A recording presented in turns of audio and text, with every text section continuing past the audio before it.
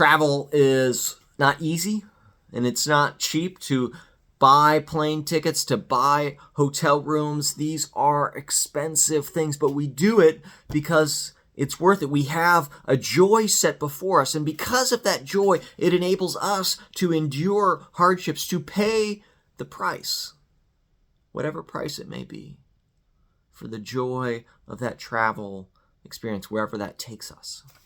And the writer in Hebrews talks about this.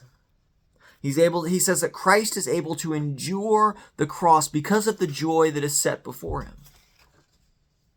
And then he went on to sit at the right hand of God. Now we know that he was sitting at the right hand of God before he came to earth. And so the joy that was set before him is you. He endured the cross because of the joy he had at the thought of you being fully reconciled to God.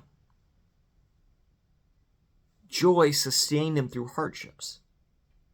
And so when we think about the journey of the wise men, they must have had this incredible joy. They saw something in that sky that gave them such joy that they were willing to endure travel. They were sustained through the hardships of travel in the first century to see the Christ child. Jesus was under 2 years old when he went, and so they showed up to worship. And the joy of that sustained them through arduous journeys. And so my hope and my prayer is that we as a congregation can be a place where we come every Sunday and we worship Christ just as the wise men did, and the joy is planted in our hearts, and it sustains us through the hardships we endure. It helps us endure